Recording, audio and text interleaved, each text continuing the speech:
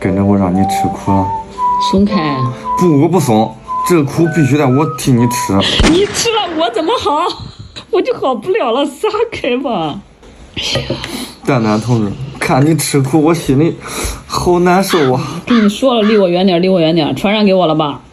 可是我离不开你啊。你本来就知道我抵抗力差。可是我对你也没有抵抗力啊。哎呀，每次吃完这个药都感觉头有点晕。从你这个卖相上来看，你先叫外卖了吧？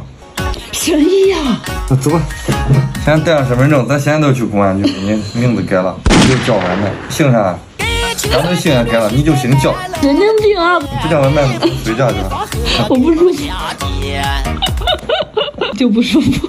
羊肉串、土豆片，还有烤面筋、鸭脖。看我这兽医技术还是不简单呢，才下2味药，这都治好了。好了，晚上解个馋就行了，别吃那么多啊。不是，这不吃坏了，还不如坏到我肚子里。让你这句话我听见可熟悉，像一个同事说的，他也是整天晚上吃烧烤，然后点奶茶，有时候还喝2杯，你知道最后咋了吧？咋了？得个糖尿病，现在啥也吃不成了。我去，你别吓我，我感觉我手里串不香了。不是说你的，也不差你这2口，但是这个倒是给我提个醒，我说最近这2天我想，我说咱得买个保险。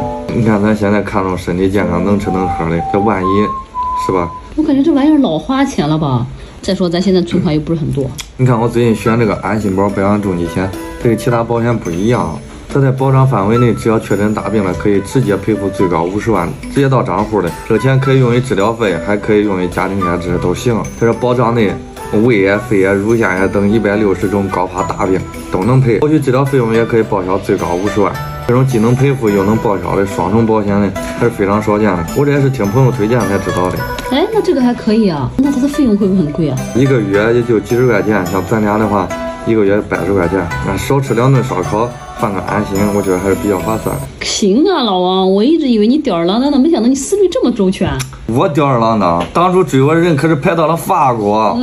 那我肯定是最优秀那一个。你别不承认，我肯定是。啊，你可拉倒吧！你知道刚才我吃药的时候看到啥新闻吗？啥新闻？你都不关心我为啥吃药？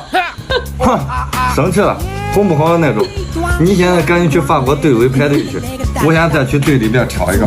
谁让你每次都是？拉倒吧，你吃个屁！我谁排到我给谁吃。你这谁吃啊？这没人吃。这有点娘了，我热热还能吃。谁排过来了，我再给他留个馍，还是很好吃的。